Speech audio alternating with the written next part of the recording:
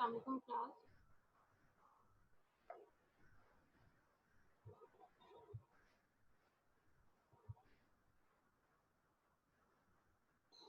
बाकी क्लास कहाँ पे आपके सिर्फ 7 पार्टिसिपेंट्स एक अभी ऐड हुए हैं इस ग्रुप में।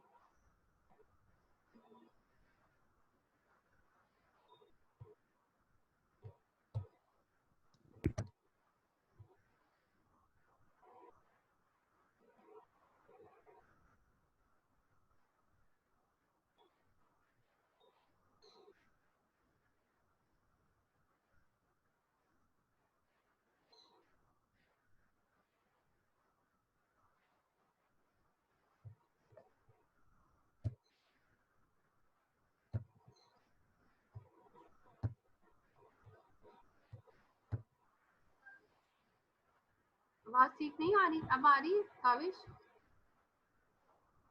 मैं बोल ही नहीं रही थी तो आवाज कैसे ठीक आ रही थी आप लोगों को?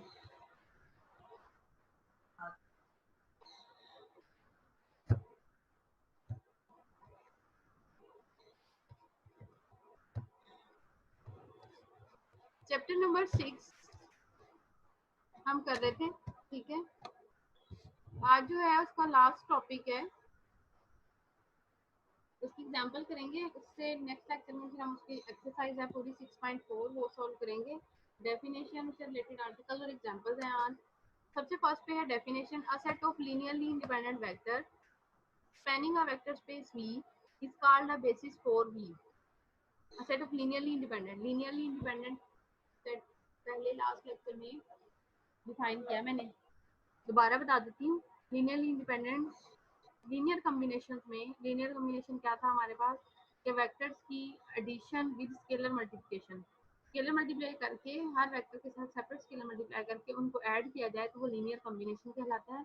उस लीनियर कॉम्बिनेशन के अंदर तमाम स्केलर आफ्टर सिम्प्लीफिकेशन हम उसे सॉल्व करते हैं, जीरो के इक्वल लेके वेक्टर जीरो के इक्वल तमाम जो है हमारे पास स्केलर ए बी सी या A1 A2 A3 जो भी आपने चूज किया था वो सारे के सारे अगर जीरो आते हैं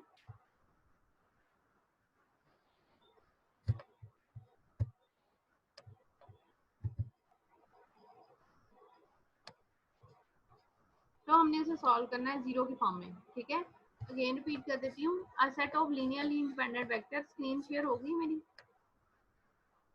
A set of linearly independent vectors spanning a vector space V is called a basis for V. ये आपके पास पेज नंबर 244 पे सारी डेफिनेशन दी गई हैं। लीनियरली इंडिपेंडेंट लीनियर कॉम्बिनेशन में जब हम स्केलर्स को जीरो ले लेते हैं, मतलब स्केलर जीरो आते हैं सिम्प्लीफिकेशन से, तो वो लीनियरली इंडिपेंडेंट वेक्टर कहलाता है। कहता है इस फॉर्म में लीनियरली इंडिपेंडेंट वेक्टर का जो सेट है spanning a vector V is called a basis for V। तो तमाम वेक्टर V को स्पैन कर रहा होता है वो सेट, तो वो हमारे पास उसकी बेसिस कहलाता है। बेसिस क्या थी हमारे पास? A set of linearly independent vectors spanning a vector space V is called a basis for V. Unless कहता है अगर आपके पास V पूरा का पूरा वेक्टर जो है वो जीरो आ जाए, the basis vector are non zero, और वेक्टर की जो बेसिस है वो नॉन जीरो हो, since we can ignore any zero vector from our spanning set, तो हम अपने स्पैनिंग सेट के अंदर से कोई सा भी जो सेट जीरो आएगा उसे इग्नोर कर देंगे और हमारे पास जो बाकी वेक्टर बचेगा वो उसकी बेसिस कहलाएगी। अब बेसिस के आगे फॉर्म जो है वो किस फॉर्म की है? The vector E1 1 0 0, E2 0 1 0, E3 0 0 1 span R3, and since these vectors are linearly independent, span कर रहे हैं उसके अंदर उसके तमाम सेट्स की कंडीशन के साथ सेटिस्फाई कर रहे हैं। कहता है आर लीनियरली स्पैनिंग की जो क्वेश्चन थे और उसकी एग्जांपल वो 6.3 के लास्ट वाले जो क्वेश्चन थे वो स्पैनिंग वाले ही थे। हम वन बाय वन स्पैन करते जाते हैं कौन सा जो है वेक्टर दूसरे वेक्टर को स्पैन कर सकता है, जिसमें फर्स्ट में थी क्वेश्चन नंबर 10 था जो उसके अंदर हमारे पास के स्टार्ट वाले वेक्टर को 3 से मल्टीप्लाई करती हूँ तो 4 वाले वेक्टर की फॉर्म बनती है। यही स्पैनिंग होती है कि किसी भी वेक्टर के साथ ऐड करके मल्टीप्लाई करके कोई तीसरा वेक्टर जो उसके अंदर ही पाया जाता है वो बनता है या नहीं बनता, वो स्पैनिंग फॉर्म होती है, ठीक है। अब कहता है जो ये बेसिस दी गई है R3 के साथ, ये तमाम की तमाम R3 को 3 डायमेंशन का जो R का सेट होगा उसकी बेसिस है ये। And since these vectors are linearly independent, ये लीनियरली इंडिपेंडेंट है, इसको प्रूव भी किया जाएगा क्वेश्चन के अंदर, वैसे ये लीनियरली इंडिपेंडेंट प्रूफ हम कर भी चुके हैं। It follows that the set E1, E2, E3 form a basis of R3. E1, E2, E3 is called the standard basis for R3। बताइए हमारे पास स्टैंडर्ड बेसिस कहलाएंगी R3 की। R4 की अगर स्टैंडर्ड बेसिस पूछा जाए तो 4 के लिए कितनी होगी, 4 डायमेंशन में तो वेक्टर कितने पॉइंट्स एलिमेंट का होगा, 4 का होगा, यहाँ आ जाएगा 1 0 0 0। ये जो 3 वाली हैं इसको मैं नोट करती हूँ, ये देखें यहाँ पे इसी में अगर चेंजिंग करूँ 4 के लिए तो ये 1 0 0 और फिर कॉमा एक और 0। इसी तरह सेकंड के लिए E1 सॉरी E2 0 1 0। फिर सेकंड फर्स्ट वेक्टर स्पेस है, ठीक है, फर्स्ट सॉरी स्टैंडर्ड बेस है, फर्स्ट एलिमेंट 1 है, बाकी तीनों 0 है। सेकंड आएगी तो सेकंड एलिमेंट 1 आएगा, फर्स्ट और बाकी दो अदर 0 आएंगे। थर्ड है तो थर्ड एलिमेंट 1 आएगा, स्टार्ट वाले दो 0 और एंड वाला 0। 4 के लिए अगर कर रही हूँ तो ये देखें 4 के लिए ही मैं पहले वाले बोल रही थी, तो E4 यहाँ पे एक और आएगा, 4 है तो 4 बेसिस बनेगी, 2 है तो 2 बनेगी, 3 है तो 3, 1 है तो 1 ही आएगी। तो यहाँ पे कहता है 4 के लिए E4 बनेगा जिसमें पहले वाले 3 एलिमेंट 0 और लास्ट वाला एक जो है वो 1 आएगा। R3 E1 E2 E3 is called the standard basis for R3। ये R3 की दी गई थी, R4 की भी कहता है, इसी फॉर्म में हम डिफाइन कर सकते हैं। Now example number 23 show that the 2 cross 2 matrices, ये 2 cross 2 के लिए मैट्रिक्स डिफाइन किए गए हैं। कहता है फॉर्म ऑफ बेसिस, आपने ये शो करना है कि किसी भी 2 cross 2 मैट्रिक्स की बेसिस कहलाते हैं सिमेट्रिक मैट्रिक्स। सिमेट्रिक मैट्रिक्स क्या होता है कि हम उसका ट्रांसपोज लेंगे तो और वही सेम मैट्रिक्स दोबारा वैसे ही आ जाएगा, ठीक है, जो हमारे पास मैट्रिक्स डिफाइन था वही मैट्रिक्स जो है वो वापस आ जाता है ट्रांसपोज लेने से। अब कहते हैं यहाँ पे हमने recall that 2 cross 2 symmetric matrix is of the form 2 cross 2 matrix लेना है हमने, किसी भी फॉर्म का ले लें। यहाँ पर उसने इन जनरल प्रूव करने के लिए उसने यूज किया ए बी बी सी, ठीक है, डायगोनल का एलिमेंट डिफरेंट है, बाकी दोनों एलिमेंट सेम है। हमने क्वेश्चन में शो ये करना है जो ये बेसिस दी गई हैं क्वेश्चन में मैट्रिक्स की फॉर्म में बेसिस दी गई हैं, क्या ये सिमेट्रिक मैट्रिक्स की बेसिस हैं या नहीं है, हमने इसको ये शो करना है, ठीक है, शो करनी है कि ये बेसिस इसी की हैं। Recall that A 2 cross 2 symmetric matrix is of the form 2 cross 2 matrix की फॉर्म ली है A C B D के साथ। E1 E2 E3 जो ऊपर दी गई है बेसिस उनके नाम है यहाँ पे, is a basis of a vector space V of all 2 cross 2 symmetric matrix if and only if where its symmetric matrix A is a linear combination। अब सिमेट्रिक मैट्रिक्स को हमने लीनियर कॉम्बिनेशन में लिखना है अदर के, जैसे पहले linear combination में लिखते हैं तो जितने भी वेक्टर्स दिए जाते हैं और एक वेक्टर को दूसरे लीनियर कॉम्बिनेशन में लिखना हो तो हम क्या करते हैं, पहले जो जिस वेक्टर को दूसरों के लीनियर कॉम्बिनेशन में लिखना है उसको एक साइड पे रख के बाकियों को स्केलर से मल्टीप्लाई करके ऐड करते हैं। यहाँ पे मैट्रिक्स फॉर्म में भी एज इट इज ही है। फर्स्ट ये हमने जो ऊपर चूज किया है सिमेट्रिक मैट्रिक्स, इसको एक साइड पे लेते हुए बाकियों के लीनियर कॉम्बिनेशन में डिफाइन करना है। बाकियों के लीनियर कॉम्बिनेशन में डिफाइन करने के लिए देखें फर्स्ट जो ऊपर दिया गया है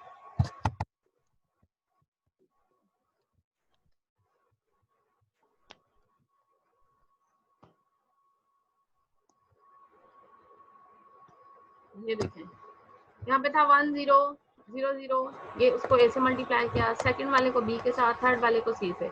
अब आफ्टर मल्टीप्लिकेशन अगर आप यहाँ पे देखो मेरे पास ये लेफ्ट और राइट दोनों साइड सेम आती हैं, उसने डायरेक्ट लिख दिया वेरीफाई, लेकिन डायरेक्ट नहीं, ये देखें इस तरह लिखा गया है। फर्स्ट वाले को ए के साथ मल्टीप्लाई करेंगे, सेकंड को बी के साथ, थर्ड के साथ सी के साथ, बाकी तो जीरो ही रहेंगे। फर्स्ट एलिमेंट ए बनेगा, यहाँ पे जब बी से मल्टीप्लाई करोगे डायगोनल के एलिमेंट जीरो आएंगे, बाकी दोनों के साथ बी आ जाएगा। सी में पहले वाले स्टार्ट वाले तीनों एलिमेंट जीरो आएंगे और सी मल्टीप्लाई होगा सिर्फ 1 के साथ। ऐड करें हम, फर्स्ट एलिमेंट मेरे पास ऐड होगा फर्स्ट के साथ, ठीक है, तमाम के फर्स्ट होंगे, यहाँ पे क्या बनेगा ए, ठीक है, और यहाँ पे 0 प्लस 0 तो क्या रह जाएगा आपके पास ए, ये वाली साइड ये मेरे पास रह जाएगा ए। अब बी के लिए हम क्या करेंगे, सेकंड वाला सबका एलिमेंट जो ऐड करेंगे, यहाँ पे मेरे पास बनेगा 0 ए तो 0 ही है, n plus B n plus 0, तो आपके पास क्या आ जाएगा यहाँ पे सिर्फ और सिर्फ B.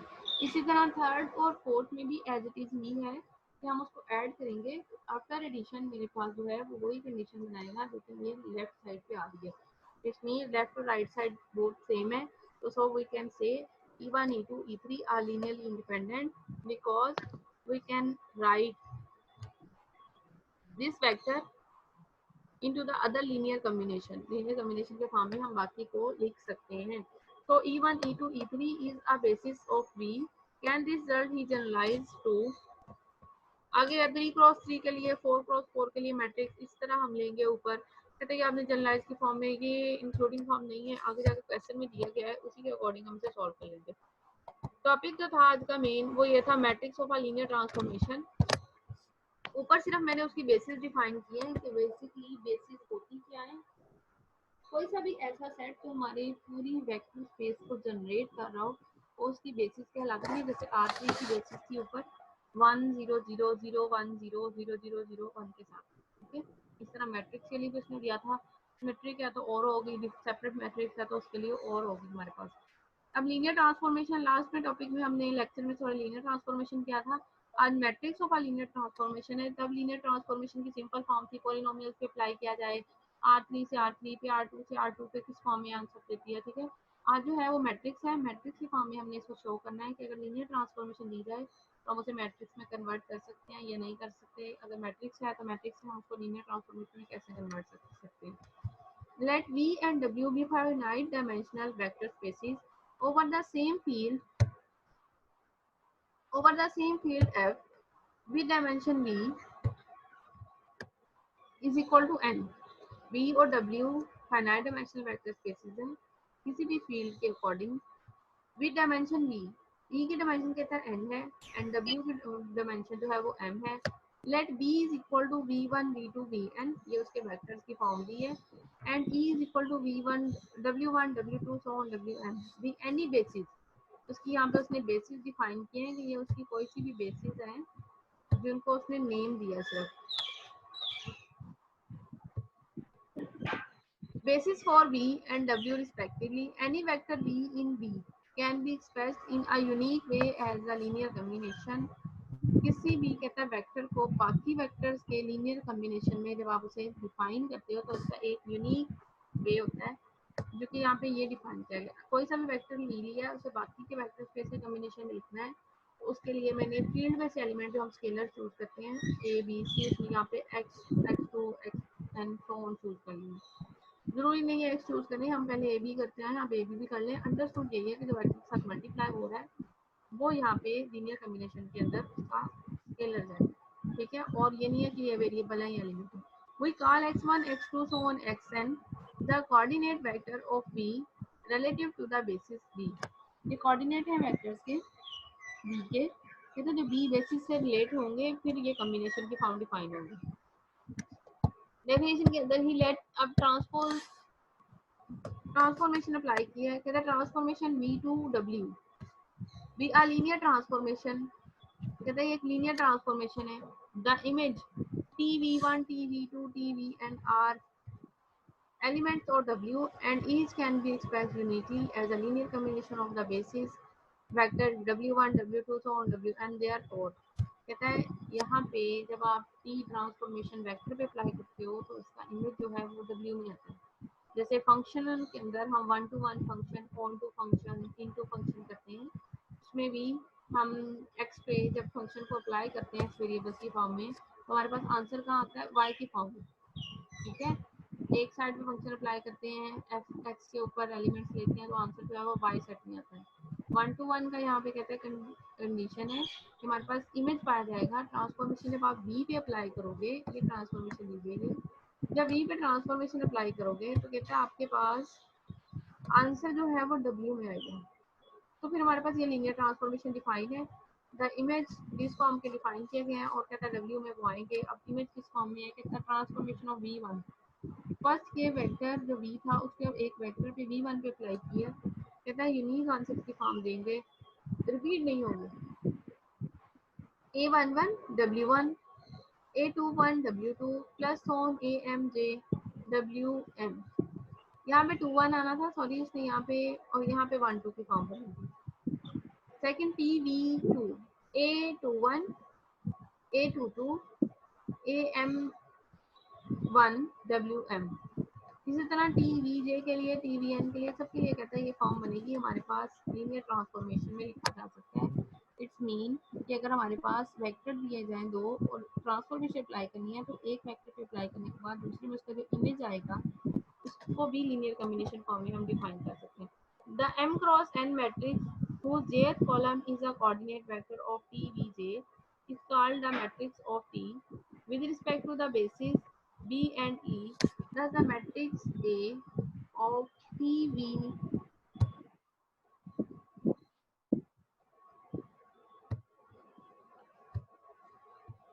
T transformation from V to W relative to the basis B and E is। अब ऊपर वाली जितनी भी ट्रांसफॉर्मेशन थी उसको हम उसको उठा के यहाँ से देखो तो हमने सारा यहाँ से उठा के एक ट्रांसफॉर्मेशन को एक कॉलम वाइज लिखना है, फिर दूसरी ट्रांसफॉर्मेशन को दूसरे कॉलम वाइज, तीसरी को तीसरे कॉलम वाइज, चौथे को चौथे कॉलम वाइज, तमाम ट्रांसफॉर्मेशन जो ऊपर दी जाएगी लीनियर उसके स्केलर्स को उठा के आप या कोफिशिएंट कह लें उनको उठा के कॉलम वाइज लिख देंगे तो हमारे पास एक मैट्रिक्स बनेगा ए जो कि ट्रांसफॉर्मेशन का मैट्रिक्स कहलाएगा। यही हमने शो करना था कि अगर हमारे पास कोई ट्रांसफॉर्मेशन दी गई है एक वेक्टर से दूसरे वेक्टर की फॉर्म में तो हम उसको ट्रांसफॉर्मेशन की फॉर्म से निकाल के मैट्रिक्स में लिख सकते हैं। तो बिल्कुल कन्वर्सली का मतलब है अगर आपको मैट्रिक्स दिया जाए if A is equal to A I J, तो मैट्रिक्स दिया गया है तो हम मैट्रिक्स से ट्रांसफॉर्मेशन किस तरह निकालेंगे।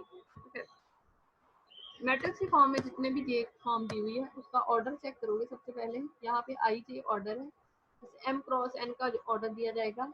तो फर्स्ट जो कॉलम्स हैं वो डिनोट करेंगे यहाँ पे इस फॉर्म को एफ की पावर को। जैसे यहाँ पे कॉलम दो तो कहाँ तक है एन तक है, तो एन कॉलम एफ की power n implies second f की पावर क्या होगा एम, एम रोज है, रोज की फॉर्म है। डिफाइन बाय द इक्वेशन कहता है इस फॉर्म में इक्वेशन को डिफाइन करेंगे T x is equal to a x, T x is equal to a x, T x x कोई सा भी वेक्टर लेंगे कॉलम वेक्टर उसके ऊपर ट्रांसफॉर्मेशन अप्लाई करोगे तो रिजल्टेंट आंसर के तौर पे आप उसके अंदर जब इन दोनों को मल्टीप्लाई करोगे ए ये जो ओरिजिनल वेक्टर दिया जाएगा आपको सॉरी मैट्रिक्स उसके साथ ये एक्स मल्टीप्लाई करोगे जो भी फॉर्म बनेगी वो आपके पास आपकी ओरिजिनल ट्रांसफॉर्मेशन आ जाएगी। ट्रांसफॉर्मेशन दी जाए तो हम उसे मैट्रिक्स में कन्वर्ट कर सकते हैं। अब ये कन्वर्सली में मैट्रिक्स दिया जाए तो हम उसे ट्रांसफॉर्मेशन भी फाइंड कर सकते हैं। एग्जाम्पल है इसमें example number 36 find the matrix of a linear transformation T R3 to R4 defined by this form। Matrix कैसे फाइंड करें, लीनियर ट्रांसफॉर्मेशन आपको दी गई है R3 से R4 की फॉर्म में define by T x1 x2 x3 is equal to x1 plus x2 x2 plus x3 x1 minus x3 and x1 की form में with respect to the standard basis for R3 and R4। इसकी standard basis जो है वो R3 and R4 understood है, ये मेरे पास लिखा गया R3 से R4 में है तो इसी की स्टैंडर्ड बेसिस के अकॉर्डिंग मैं इसको डिफाइन कर सकती हूँ, अदरवाइज तो ये हो भी नहीं सकता। सिलेक्शन फॉर्म है standard basis B and E, ये नेम दिए हैं R3 और R4 की स्टैंडर्ड बेसिस को नाम दिया उसने उसके सेट को B के हिसाब से लिए है R3। R3 क्या आएगी मेरे पास 3 डायमेंशन में है तो 3 बेसिस बनेंगी, 3 बेसिस में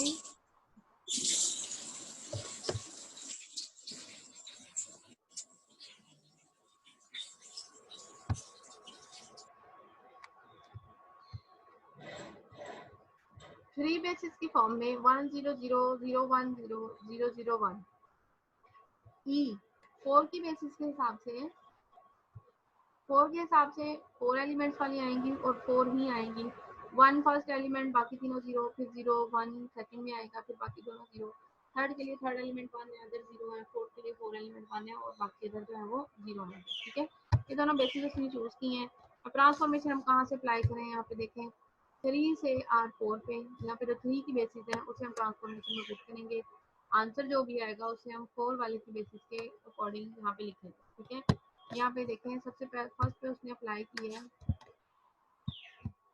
ये 3 की बेसिस को उठा के ट्रांसफॉर्मेशन में पुट किया है। 3 की बेसिस मेरे पास क्या थी उसको नेम दिया E1 E2 E3 का, तो जब आप यहाँ पे पुट करोगे इसमें ऊपर यहाँ पे पुट करेंगे x1 plus x2 x2 plus x3 x1 minus x3 x1, तो आपके पास ये नीचे जो आंसर आ रहा है मैं ये डिफाइन कर रही हूँ कि ये किस फॉर्म में आ रहा है। ठीक है, E1 क्या था 1 0 0 x1 एलिमेंट 1 बाकी अदर दोनों एलिमेंट x2 x3 0। जब आप यहाँ पे पुट करोगे तो x1 क्या बन जाएगा 1 x2 0 है तो सिंपल 1 ही आंसर आ जाएगा।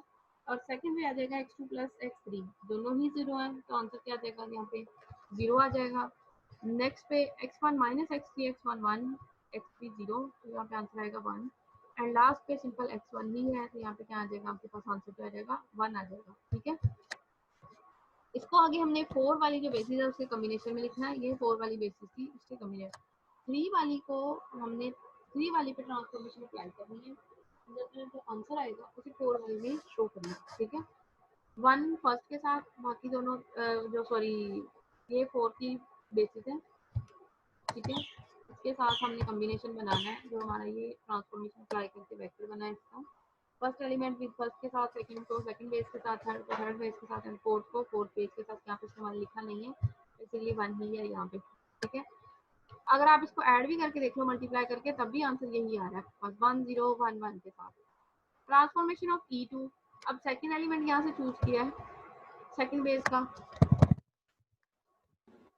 यहाँ से सेकंड एलिमेंट चूज किया है, सेकंड एलिमेंट चूज करके उसे पुट किया है उसने अपनी बेसिस के अंदर, ट्रांसफॉर्मेशन में लेके उसको उसको बेसिस की फॉर्म में लिखा है। बेसिस की फॉर्म में लिखेंगे जो भी आपके पास, इसी तरह थर्ड वाले को लेके उसने बेसिस की फॉर्म में लिखा है।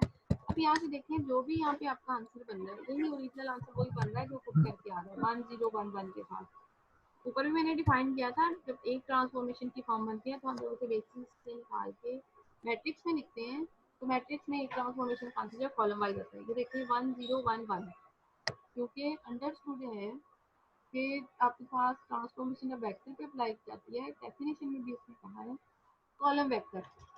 कॉलम वेक्टर का वर्ड यही है कि जब आपके पास ट्रांसफॉर्मेशन की फॉर्म यूज हो रही है then we can write into a column form. Column form में आप इसको टाइप करोगे तो ये फॉर्म बनती है 1 0 1 1 इस फॉर्म में। ये सेकंड लेंगे तो सेकंड कॉलम में आ जाएगा, थर्ड लोगे तो वो थर्ड कॉलम की फॉर्म में आएगा। The matrix A of T is, transformation form का मैट्रिक्स आपके पास डिफाइन है। ठीक है, अगेन क्वेश्चन को एक्सप्लेन करती हूँ कि क्वेश्चन में करना क्या है। Matrix of a linear transformation find करना है। ट्रांसफॉर्मेशन दिया R3 to R4 और ट्रांसफॉर्मेशन टाइप किया क्वेश्चन में दे दिया। कहता है स्टैंडर्ड बेसिस के अकॉर्डिंग इसको चूज करें। क्वेश्चन में बेसिस दी जाएंगी तो हम उसी के अकॉर्डिंग करेंगे। स्टैंडर्ड बेसिस का बोला गया है तो स्टैंडर्ड बेसिस लेंगे।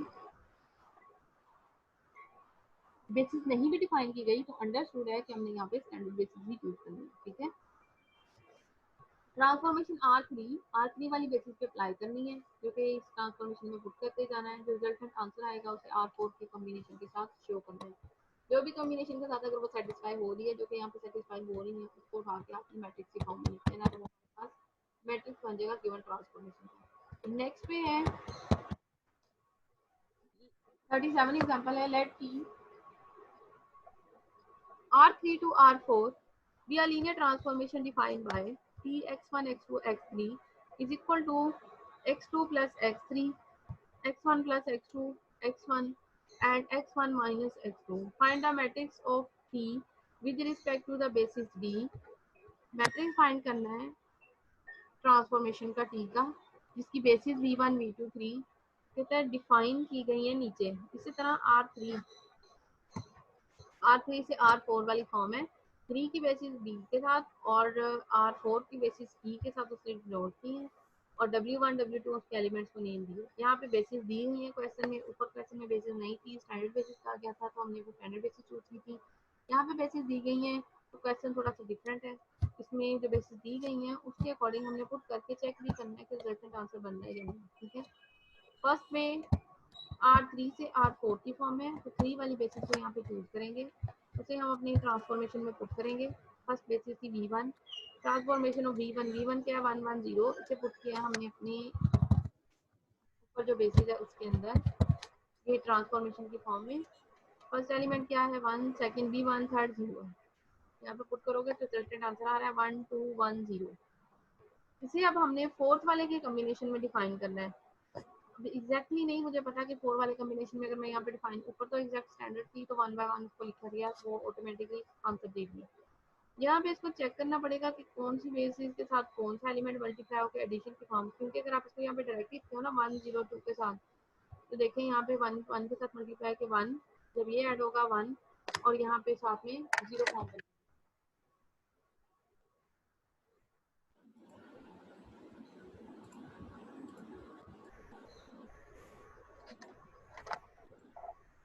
और ये दोनों ऐड होके 2 बनते हैं, लेकिन हमारा फर्स्ट एलिमेंट क्या यहाँ पे आ रहा है, 1 आ रहा है, तो हमें 2 नहीं चाहिए, हमें 1 चाहिए।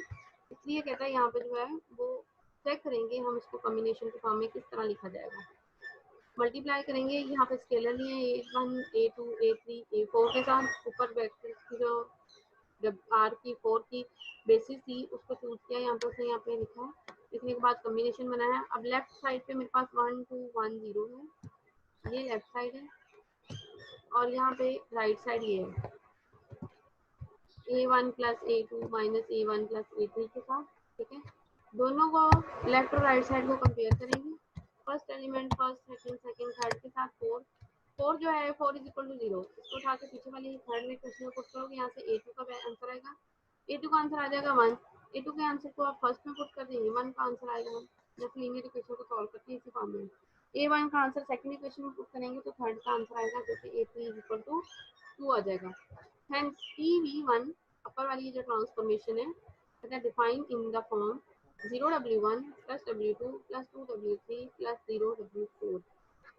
इस फॉर्म में जब आप डिफाइन करोगे तो लेफ्ट और राइट साइड के अंदर दोनों सेम आ रही हैं। इसी तरह सेकंड वाले वेक्टर को लेंगे जो कि मेरे पास बनता है 1 0 माइनस 1, और इसकी ट्रांसफॉर्मेशन अप्लाई करके आंसर ये आता है। उसको भी आप इसी तरह A1 A2 A3 के फॉर्म में लेके ये क्वेश्चन बना के सॉल्व करोगे। 3 वाले को भी इसलिए यहाँ पे इसने सिमिलरली की फॉर्म डिफाइन कर दिया। सिमिलरली हम इसे इसी फॉर्म में सॉल्व करते हैं और इसकी फॉर्म यही बनेगी मैट्रिक्स की फॉर्म। ठीक है, जो भी ट्रांसफॉर्मेशन आएगी आप उसे मैट्रिक्स की फॉर्म में डिफाइन कर दो।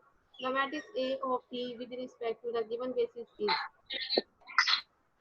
ट्रांसफॉर्मेशन की फॉर्म में आपके पास जो है वो मैट्रिक्स डिफाइन हो जाएगा, और हमने यही फॉर्म करनी थी, इसका मैट्रिक्स की फॉर्म ही चूज करनी है। Note that the columns of A are formed for the coefficient of W1, W2, W4 in TV1, TV2, TV3. Note that, note करें आपके पास जो मैट्रिक्स बना है A, वो कोफिशिएंट बन रहे हैं W1, W2 एंड W4 के, और यही कोफिशिएंट बन रहे हैं जो इसके अंदर कॉलम 1 बन रहा है वो मेरे पास फर्स्ट वाला ही था ट्रांसफॉर्मेशन लेके, यहाँ पे सेकंड की ट्रांसफॉर्मेशन थी और ये थर्ड की ट्रांसफॉर्मेशन ही आ रही है, उसी का सेम आंसर आ रहा है, तो डिफरेंट नहीं आ रहा। डिफरेंट भी हो सकता है, यहाँ पे सिर्फ नोट करने के लिए बोला है कि समथिंग सेम भी आ रहा है। Example number 38, let B be the vector space P3 polynomial greater than or equal to 3 from together with a zero polynomial let T V to V same to same transformation के apply करनी है with linear transformation define by linear transformation define की गई है TPX is equal to D over DX P into X। Transformation जब polynomial पे apply करेंगे तो derivative of the polynomials form use होगा। यहाँ पे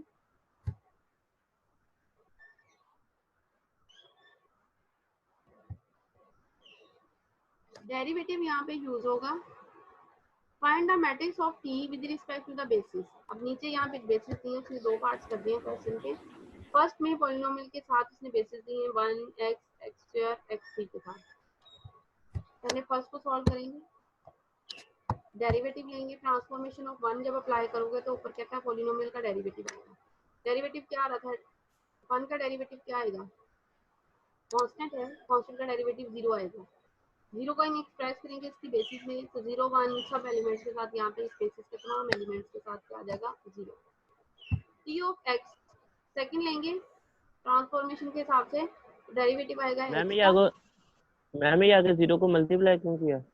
0 को बेसिस पे लिख रहे हैं, यहाँ पे ये बेसिस है, इसकी बेसिस के कॉम्बिनेशन में भी तो लिखना है। इट्स मीन सारी ठीक है। पॉलिनोमियल जो है उसके साथ मल्टीप्लाई होगा 0, तो ही रिजल्टेंट में आंसर 0 बन रहा है। इसी तरह जब 1 x लेंगे तो x का डेरिवेटिव क्या आता है 1।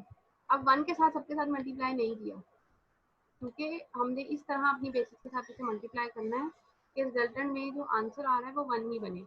1 के साथ कोई x नहीं है, इसलिए 1 जो है वो सिंपल 1 वाले एलिमेंट फर्स्ट वाली बेसिस के साथ ही मल्टीप्लाई होगा। बाकी जो बेसिस है x x स्क्वायर x3 के साथ 0 आ जाएगा। एक्स स्क्वायर सेकंड है, डेरिवेटिव लोगे पावर स्टार्ट में आ जाएगी, पावर में से एक लेस करोगे तो एक्स रह जाएगा, 2x आ जाएगा। अब 2x के लिए फर्स्ट एलिमेंट जो था 1, फर्स्ट वाली बेसिस के साथ क्या मल्टीप्लाई हो जाएगा 0, सेकंड वाली के साथ क्या आ जाएगा 2x मल्टीप्लाई, यहाँ पे आना था 2 मल्टीप्लाई x, क्योंकि x के साथ मल्टीप्लाई करेंगे 2 तो मेरे पास रिजल्टेंट में 2x आता है, एंड 0 मल्टीप्लाई x3 और x4 के साथ भी, दोनों के साथ x2 और x3 के साथ 0 ही बनेगा। थर्ड x3 का डेरिवेटिव लेंगे, पावर स्टार्ट में 3, पावर में सिलेक्ट करोगे 1, तो पावर क्या रह जाएगी 2, 3x के उसका डेरिवेटिव आएगा x3 का।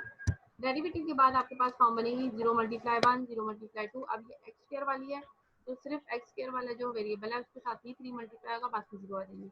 अब ये एक ट्रांसफॉर्मेशन की फॉर्म बनी है, इसे उठा के जब आप इसमें लिखोगे मैट्रिक्स फॉर्म में, तो आपके पास मैट्रिक्स फॉर्म क्या बनेगी। पहली वाली ट्रांसफॉर्मेशन में तमाम 1x, x2 और x3 के कोफिशिएंट्स को लिखें, तो ये सारे के सारे 0 हैं, सारे के सारे क्या बन जाएंगे, कॉलम में लिखोगे। दोबारा डिफाइन कर देती हूँ कि ट्रांसफॉर्मेशन जो वेक्टर शो हो रहा था वो बेसिकली कॉलम ही होता है, कॉलम मैट्रिक्स फॉर्म में। कॉलम बनेगा 0 0 0 के साथ, सेकंड बनेगा 1 0 0 0, थर्ड बनेगा 0 2 0 0 एंड फोर्थ कॉलम बनेगा 0 0 0 3 और 0 के साथ। ठीक है, यही हमारे पास ट्रांसफॉर्मेशन इसकी डिफाइन करनी थी। मैम ये रो में नहीं होता? नहीं, ये रो में नहीं होगा, ये कॉलम में ही डेफिनेशन में भी डिफाइन किया है कि आपके पास जो ट्रांसफॉर्मेशन की फॉर्म दी जाती है वो हम बेसिकली कॉलम में ही शो करते हैं। रो में इस फॉर्म में डिफाइनिंग नहीं होती क्योंकि वेक्टर जो है वो डायमेंशनल वाला होता है, 3 2 4 जितनी भी डायमेंशन के साथ होगा। जब इसको मैट्रिक्स में लिखते हैं तो वेक्टर को हम हमेशा मैट्रिक्स के फॉर्म में कॉलम वाइज लिखते हैं। Here, ठीक है। as before we obtain, second लिया, अब सेकंड में सेकंड के एलिमेंट्स आप यहाँ पे पहले चेक करो, फिर बाद में मैं इसके नीचे जाके मल्टीप्लिकेशन करूँगा। सेकंड में पॉलिनोमियल इस फॉर्म में है 1 1 plus x 1 plus x square 1 plus x 3। इसी तरह हमने इसको आगे उसके कॉम्बिनेशन में भी लिखना है। ठीक है, 1 1 plus x 1 plus x square 1 plus x 3 के फॉर्म में, और हमने इसे कॉम्बिनेशन में भी इसी तरह लिखना है। सबसे पहले 1 का डेरिवेटिव लेंगे 0, तो यहाँ पे सबके कॉम्बिनेशन के साथ क्या बन जाएगा, 0 आ जाएगा। नेक्स्ट जो सेकंड इसका है 1 प्लस एक्स, 1 प्लस एक्स के साथ जब डेरिवेटिव लोगे तो 1 का डेरिवेटिव 0, एक्स का डेरिवेटिव 1 आएगा। बाकी के कॉम्बिनेशन में लिखेंगे तो सिर्फ एक्स नहीं आ रहा साथ में, तो पहले एलिमेंट के साथ 1 आ जाएगा, बाकी सारे के बन जाएंगे 0। Third p 1 plus x square, 1 का डेरिवेटिव 0 और एक्स स्क्वायर का डेरिवेटिव आपके पास क्या आएगा 2x। 2x को बाकी के कॉम्बिनेशन में लिखना है, तो सिंपल x को कहीं पे भी नहीं दिया गया, वहाँ पे दिया गया 1 1 plus x 1 plus x square 1 plus x square. तो हमने इसे पहले कॉम्बिनेशन में बनाना है 1 प्लस एक्स से, फिर हम इसे लिख सकते हैं। कॉम्बिनेशन में बनाने के लिए ये देखें 2 एक्स की जगह पे एक ऐड भी किया, सब्ट्रैक्ट भी किया, एडिशन वाले के साथ भी 2 आ जाएगा और सब्ट्रैक्शन वाले के साथ भी। इस तरह हम सिंप्लीकेशन के साथ लिख सकते हैं कि 1 के साथ -2 आएगा, 1 प्लस एक्स के साथ 2 और 1 प्लस एक्स स्क्वायर नहीं था उसके साथ 0, 1 प्लस एक्स 3 भी नहीं उसके साथ भी 0। इस तरह थर्ड वाला 3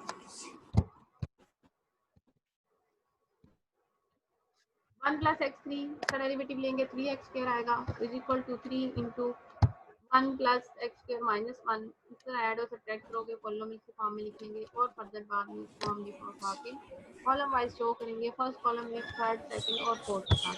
the reader should note that the matrix 2 is equivalent to the matrix 1। 1 वाला और 2 वाला मैट्रिक्स जो है वो आपस में दोनों सेम आ रहे हैं, यहाँ पे कोई डिफरेंस नहीं है। अब है लास्ट क्वेश्चन है, लास्ट क्वेश्चन आपके पास है example 39, the matrix of a linear transformation. इसका भी सॉल्व करना है, अपना माइक बंद करो।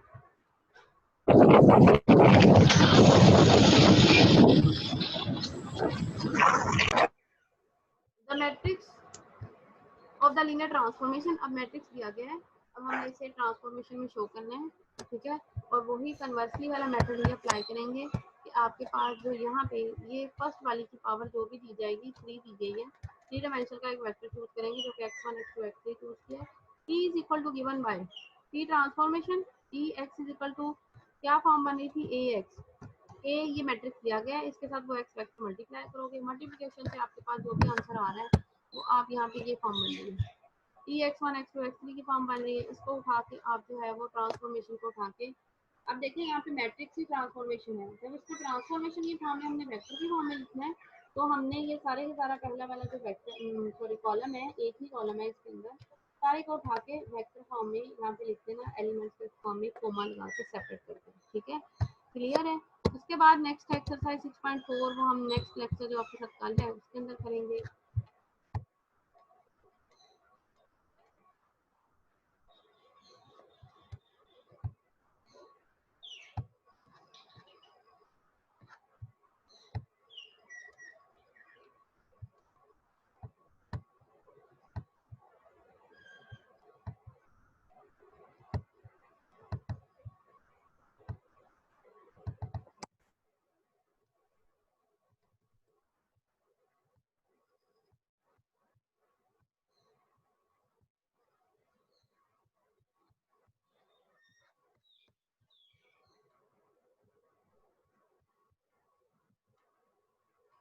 अब आप लोगों ने अपने माइक्स ऑन नहीं करने, मैंने अटेंडेंस लेनी है, ठीक है, इसलिए और जो आगे पीछे भी होगा वो भी अटेंडेंस में से बाहर निकल जाएगा खुद ही, इसलिए अभी ज़रा खामोशी से बैठे, अपने मोबाइलों को हिलाए बगैर।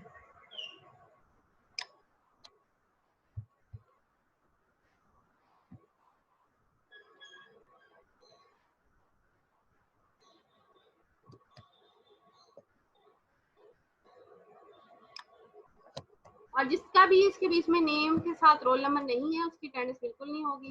बाद में मुझे नहीं कहना कि हमारी अटेंडेंस नहीं हुई। यहाँ पे मेरे पास आ रहा है किसकी रोल नंबर नहीं है।